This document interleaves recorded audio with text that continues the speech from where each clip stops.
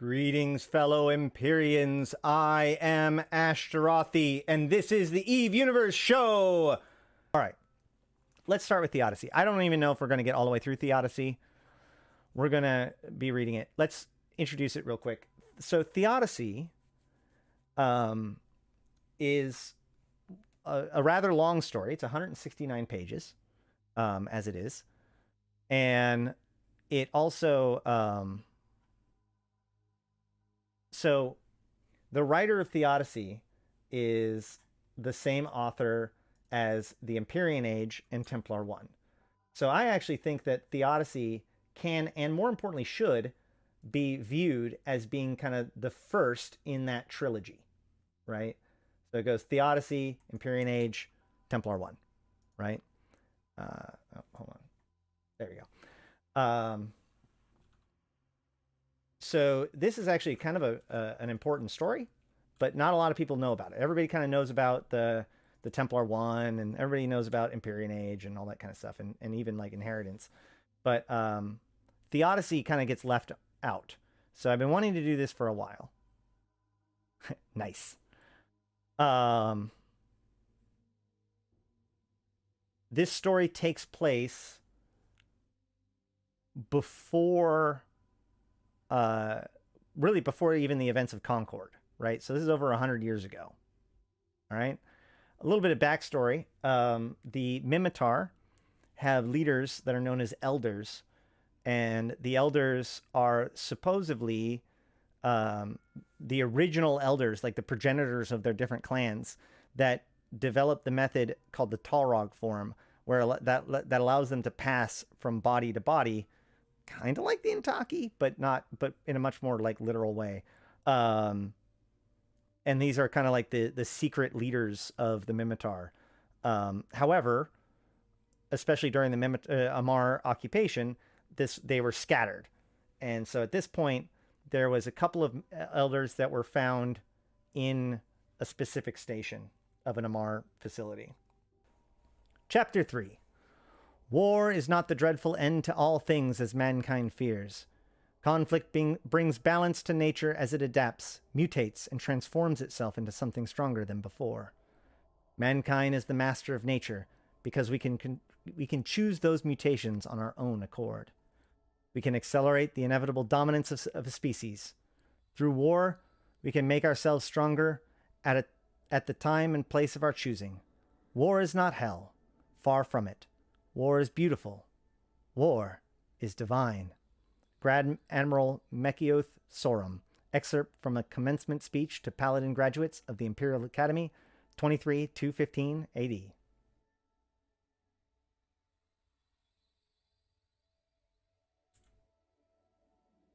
It took the indifferent cruelty of glaive callers to make us forget which tribe we came from, and the horrors of war to unite us as Minmatars. Isanur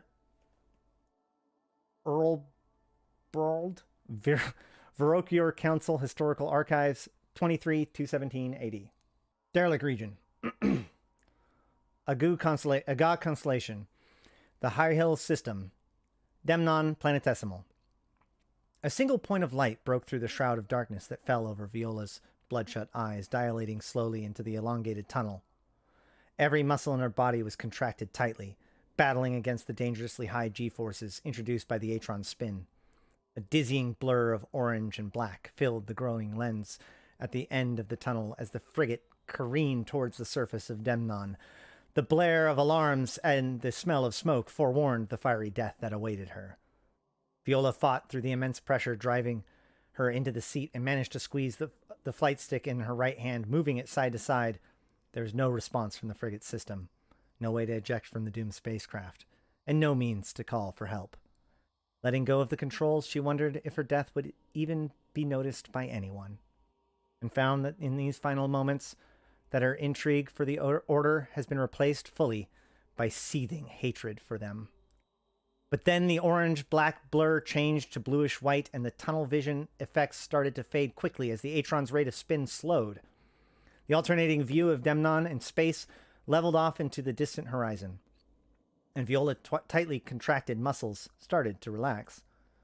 The spacecraft's alarms continued to blare ominous warnings of damage and inoperable systems, and yet the frigate was somehow flying straight and level in a controlled descent towards the planetesimal's surface. In a final conscious effort that drained the last remnants of her physical strength, Viola turned her head slightly and saw a Jovian wraith flying just meters away from the bubble canopy. How did they do that? The pilot of Omicron 1 muttered, toggling a switch on the throttle control. Her heart was beating faster than it would if she was running. Talon Command, this is Omicron lead. Be advised, the Jovians have stabilized the Atron and are towing it in. A static-laced voice answered the headpiece. Again, Omicron, did you say we're towing it? An asteroid the size of a cargo container tumbled past the canopy. Shit! I mean, affirmative. Just overshot them. The whole rear quadrant of the frigate is gone, and it's still keeping up with the wraiths. Omicron 2, can you confirm? Talon Command, this is 2. Confirmed. Atron crippled.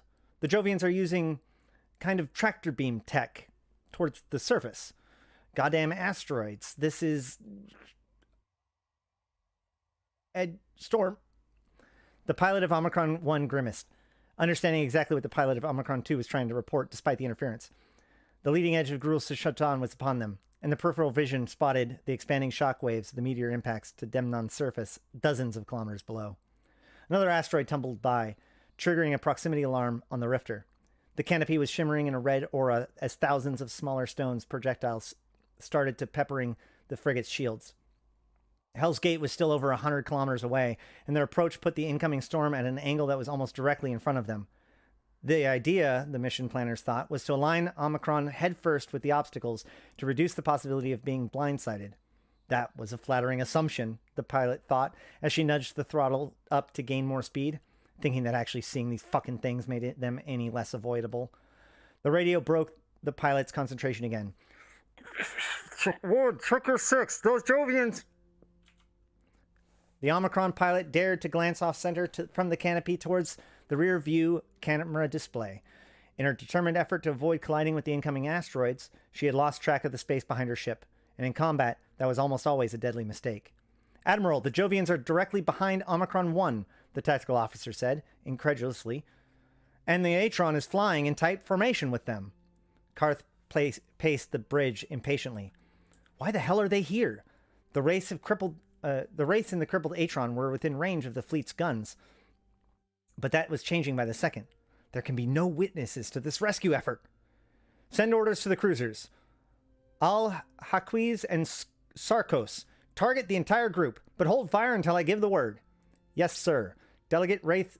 Designate Wraith targets Sigma 1 and 2. Atron designated Gulf 1. God damn it, Jovians. Karth fumed. If they aren't shooting, then what are they doing? Navigation. Yes, sir. Close range on the impervious. Best possible speed. Tacklers. Another static-laced response echoed through the bridge speakers. Tackler Squadron, standing by. Your primary target is the battleship Impervious, Karth hissed. The tactical display indicated that the storm was almost on top of the Marian battle group, and that their escape window was narrowing quickly. He was never more bloodthirsty in his entire life than he was right in this moment. Get into scramble range as quickly as possible. Our gunners will neutralize their cruisers in just a few moments. I want that ship's momentum stopped. Do you understand? Affirmative. On our way. The 6 Slasher-class frigates that made up the Tackler Squadron broke away from the main group, heading directly towards the Impervious. Their progress was marked with 6 black triangles on the tactical display. Admiral, the tactical officer interrupted. The Sarkos and Al-Haquiz reported null targeting solutions for Sigma or Gulf. The Jovians are too close to Omicron 1. Rifter Captain, this is Jovian Frigate at your 6, the voice started. You cannot navigate this approach. Requesting permission to commandeer your flight controls. The pilot of Omicron 1 was just as furious as she was terrified. Back off! I'm opening fire, she shrieked. The crippled Atron was flying alongside her, and a Jovian Wraith was easing towards the front of the formation, perfectly matching the Rifter's speed when its tail section positioned over the canopy. The second Wraith remained directly behind the group. Every ship in the pack was 10 or less meters away from each other. It was unequivocally the most skillful flying the pilot had ever seen. But this was not the time for compliments. The voice spoke again in an eerie calm. Rifter Captain, we have the skills and technology to safely navigate your ship through the storm and into the Amarian compound. Allow us to help you. I said, get the fuck out of here, she ordered. You're going to get us all The pilot gasped and yanked backwards on the flight stick as a giant asteroid rolled into view. The Rifter barely cleared it, and as she pointed the nose back towards the vector indicator on the canopy, the Atron and Wraiths immediately took an exact same position around her ship as before. The same voice spoke again without urgency or emotion. Captain, you cannot do this, and you have no choice but to trust us. We are taking your flight controls right now. She flipped open the safety that would activate the frigate's gun turrets, and then screamed as more asteroids tumbled towards the canopy in direct collision course. The Rifter ignored her frantic yank backwards on the flight stick and instead rolled downward, smoothly averting a catastrophe. Domain region. Throne World's constellation. The Amar system. Planet Oris. Emperor Family Academy Station. Imperial Navy Virtual Command Center. Grand Admiral Mekioth Sorum rested his hands on the circular tablet, observing a holographic tactical display of the situation above Demnon and listening to the report from Commodore Akrydon. The Jovians interfered with my justice. Saved the Gallente. The Minotaur battle group warped in. At the same time, my lord. An interesting opportunity presents itself, Mekioth thought, focusing his eyes on the small cluster of dots moving away from the main Mimitar force. Where are those frigates going, Commodore? Directly towards the complex main port. We cannot raise anyone on the inside. Warn them, because the meteor impact on the surface. My lord, my fleet is great danger because of Girl Shaitan. Permission to disengage. Return when the storm passes. This opportunity shall not be wasted. Permission denied, Commodore. The Gallente ship must be destroyed, as with the Mimitar frigates heading towards the Demnon surface. Mekioth thought for a moment. And the bodies of the priests must also be recovered, no matter the cost. A loud burst of static resonated throughout the darkened chamber, and the tactical display on the table flickered. Mekioth looked around the room and allowed himself to smile. Divine protest, perhaps? I think not. Did you hear me, Commodore? Yes, my lord. But what about the lives of my crew? You must understand what you're asking. Mekioth became enraged. Are you questioning me, Commodore? There was a pause. No, my lord. Yes, Mekioth answered. Or good, Mekioth answered. I shall inform Emperor Hadrian and the Federation's treachery and your heroic promise to return the corpses of our holy men for proper burial. The display flickered again. It will be done, my lord.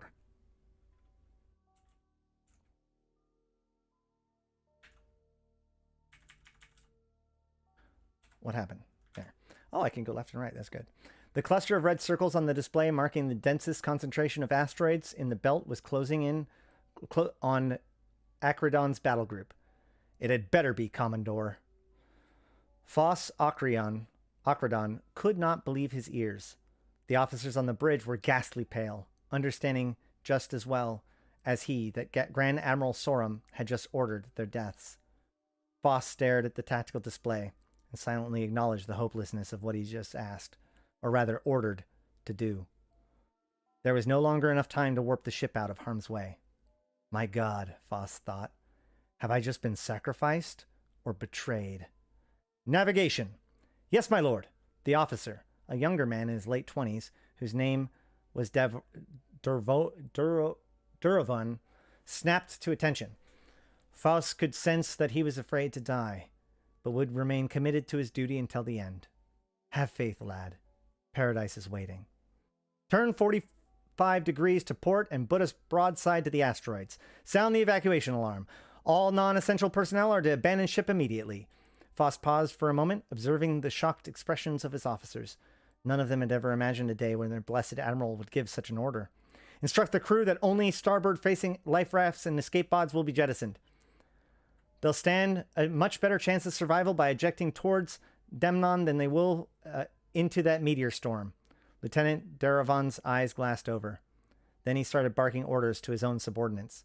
Alarm klaxons rang throughout the Impervious as the abandoned ship orders was announced across all decks. Thousands of crew members left their battle stations and posts and started evacuation procedures that none of them had ever imagined that they would need for real. Lights were starting to appear among the right-hand side of the schematic detailing the Impervious, projected on the forward bridge screen. The first life rafts, each one holding up to 50 crew members, were already away. Foss grimaced at the line of cruiser-sized asteroids bearing down on his fleet. "Engineering!" A gruff voice responded. "Standing by, my lord." "Ah, Donovus, you will be missed. I'm giving you 2/3 of the capacitor reserves to generate as much shield strength as you can. The more punishment that they can absorb, the more time that we have to get people off the ship. Anything for you, my lord." Foss fought back tears. The more lights began dotting the schematics. Only a skeleton crew remained to man their stations for the Impervious's final battle. "These men are prepared to die for me, and this is where I lead them to." He turned his attention to the Mimitar attack frigates speeding towards the battle group. "Mauler 1, do you copy?" "By my lord." "Send your fastest ship to recover the bodies of our priests in the wreckage. They are to disengage and return immediately to the throne worlds. Send the remaining cruisers to intercept the Mimitar attack frigates. You are weapons free. Engage at will." "Roger, engaging." Foss watched the display as the solitary cruiser broke away from the main fleet, while the remaining ships moved towards Mimitar battle group, filling the space between with missiles. "Weapons. Range to November 1. 68 kilometers, my lord." Too far away for a direct hit, Faust thought, running the mental calculations as he concentrated on the tactical display, unless the salvo is perfectly placed. "Assign November 1 to turrets 1 through 7. Radio crystals, dead reckoning solution, plus 3-second look ahead. 1 broadside only. Do you understand?" "Affirmative. Dead reckoning plus 3 ticks. 1 broadside only. Weapons, as soon as you fire, swing your guns to port. Switch your multispectrals and target the largest asteroid bearing down on us. You are weapons free after this shot. Understood?" "Yes, sir. Weapons free after broadside of November 1. The officer directed the men and women below him as the enormous tachyon cannons mounted on the Impervious began tracking slowly in the same direction. "Tracking, my lord." "Fire!" The terrified pilots of Omicron 1 watched as several bright red beams lanced across the space directly in front of the lead Wraith. 5 of them struck an asteroid the size of a cruiser and broke into 3 main chunks plus a hail of smaller debris. The Rifter rolled and dived, just barely avoiding a collision with the 2 largest fragments as they careened past the canopy. Then a brilliant flash illuminated the asteroids in front of her as the same fragment slammed into Omicron 2, destroying the frigate instantly. "Admiral, Omicron 2 is down," the Hellwraith tactical officer said. "Ignore it," Karth growled. "It was over for them before it even started. Range to the Maulers? 47 kilometers. Designate Mike 1 through 5. The weapon officers answered. "Put the turrets on Mike 1 and the launchers on Mike 2. Give each 2 salvos and work your way down the others as necessary. All guns open fire. All cruisers engage at will." "Yes, sir. Engaging." The floor underneath the bridge shuddered as the Hellwraith's artillery cannons hurled 1,400mm shells at the first Mauler, easily overwhelming the cruiser's shields and pulverizing the Amarian vessel on the first salvo. As his weapons officers changed targets, Karth turned back to the Impervious. "Tacklers, range to target. Activating stasis webs. Warp scramblers now, sir." From his vantage point on the bridge, Karth could see the Impervious glowing in a bluish-white aura. All of the battle shield's forward momentum was quickly negated as it passed through the stasis web, slowing down steadily until it was completely stopped. The turrets alongside the warship's portside hull were arcing white multispectral beams across the massive asteroids hurtling towards her, and the contours of her shields were clearly visible as the smaller meteors and fragments broke through the tachyons in an epic fireworks display. The Impervious was in her final moments, and it was just a matter of time before she became the victim of a fate worthy of the Amar scriptures, literally being stoned to death. All Karth could see were those same exact tachyon beams incinerating his son on the planet Iana. His enormous hands curled into tight fists, and he became so angered that he began to tremble. The destruction of the Impervious could not happen soon enough. "Die, Akridon," he thought. "Die the horrible death that you deserve, you fucking Amarian coward. The voice of a tackler pilot broke his vengeful fixation on the impervious. Sir, we cannot hold this orbit for much longer. Incoming asteroids will kill us. Karth was indifferent to the pilot's plea. You are prepared to die a good death like the rest of us, Valkyr. Hold that stasis web on the target until I say otherwise. He had barely finished speaking when the 4 signals disappeared from the tactical display. 2 of them were Amarian cruisers, the latest victim of the Hellrath's awesome firepower. The other 2 were tackler frigates, blotted out of space by asteroids more than twice their size. But Karth was oblivious to their loss. His sharp eyes, wide with sadistic delight, were locked onto the Impervious's death blow, now just moments away from impact. Faust saw the behemoth asteroid, more than 3,000 meters across in his estimation, and started to prepare his soul for the afterlife. The 7 tachyon beams converging on its gray surface did little more than to burrow deep craters into the ravine as the weapons officers tried desperately to ward off the inevitable. Faust realized that it was time to clear his conscience. Save yourselves! Get to the escape pods, now! The officers, all drenched with sweat and sharing a desperate disposition, exchanged glances and raised an alarm in Faust. None of them moved towards the bridge's exit. Lieutenant Duravan took a step towards him. Faust withdrew his pistol. Did you hear what I said? Please, save yourself. You have at most 30 seconds. My place is with this ship. The officers rushed towards Faust, who was so unprepared for their actions that he merely dropped his gun. Grabbing him firmly by the arms, they started to rush him off the bridge. Clamping his hands firmly around Faust's wrist, Lieutenant Duravan spoke first. Forgive us, my lord, but this must be done. Faust struggled against them, but they were too strong. Stop! You are my responsibility. You have a chance to go on. Donovus was waiting for them at the bridge's exit, pointing towards the officer's ejection pod, located at the aft of the bulkhead doorway. Another officer returned the pistol that Faust dropped, forcibly thrusting it into his holster. 'Tis you that must go, my lord, Donovus said. These orders came from the Emperor himself. If anything were to happen to you on my watch, he would certainly have us killed. You are like a son to him, and to us you have been a father. The men shoved Faust headfirst into the escape pod and sealed the doorway. Getting back to his feet, he lunged back into the seal, banging his fist on the portal. No! Save yourselves, I beg you! Donovus cleared his intercom button. We're nearly on top of the Demnon main port. Your escape pod will autopilot there. May the hand of God steer away from asteroids in your path. The guards inside the complex will look after you until help arrives. After the Quzxpon passes. It has been an honor to serve you, Commodore Akridan. For the sake of Amar, live on. Darkness engulfed Faust as the outer seal closed. The lead wraith abruptly veered upwards, slipping in between a cluster of asteroids and then tipping back over into a vertical dive towards the surface. The entire canopy view was filled with the sight of an enormous crater some 20 kilometers wide, with steep ridges along the perimeter that jutted upwards from the surface for at least 3 kilometers. The pilot could not tell how deep it was, but far below the surface were tiny orange pools of magma, and the frigate group was descending directly towards them. Finally, Hell's Gate, the pilot thought, and only half of us survived. Talon Command, he said. This is Omicron 1. We're inside. Repeat. We're inside Hell's Gate. The pilot suddenly regained control of the Rifter, and then he saw the 2 wraiths abruptly reverse directions and accelerate back out of the cavern. Struggling to keep her eyes on the pair through the rear view display, the twisting, turning Jovian frigates vanished into the meteor storm. Faust watched in horror as the Goliath asteroid slammed into the forward section of the Impervious, crushing the bow superstructure and breaking the battleship's keel cleanly in half. For a moment, the 2 segments of the dashed vessel drifted away from each other, spraying a stream of fiery debris into space like gushing arteries before exploding in a blinding flash of light. Faust, his eyes stinging from the brightness of the blast, turned away from the disaster and collapsed to his knees.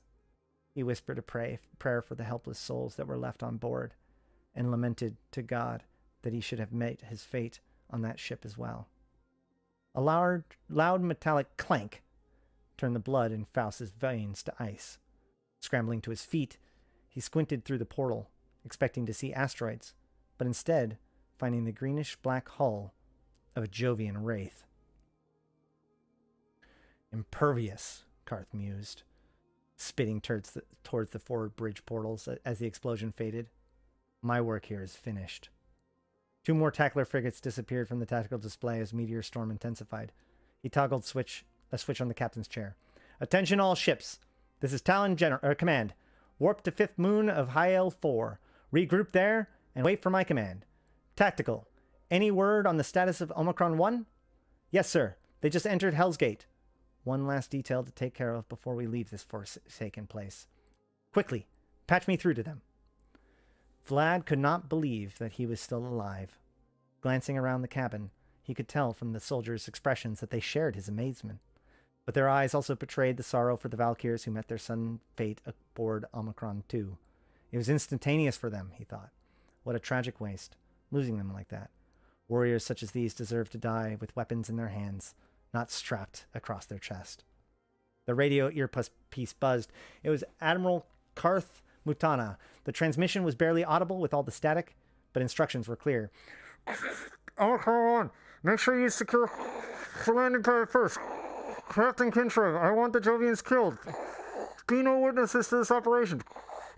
Your direction with the Gallente pilot gets in the way. Authorized to terminate as well. Elders, top priority. Make myself clear? The transmission was lost before Vlad was able to answer. The frigate lurched forward with a light burst of speed, and the cabin light turned red as the harness straps securing the soldiers unlocked. Objective 1. Kill the Jovians, Vlad thought, motioning quickly with the hand signals of the soldiers to fix silencers to their weapons. I don't think that's ever been done before. Domain region. Throne World's constellation, the Amar system, planet Oris, Emperor Family Academy Station, Imperial Navy Virtual Command Center. The tactical display frizzled and then abruptly vanished. As the words "Signal Lost" hung over the console, Grand Admiral Mekio Sorum contemplated the consequences of his action. A martyr's death for the beloved Commodore, he thought, killed while attempting to rescue a council apostle. Amar will mourn, but in time his memory will pass. Foss Akradon's bloodline connection to the Khador family made him a legitimate candidate to succeed Emperor Hadrian.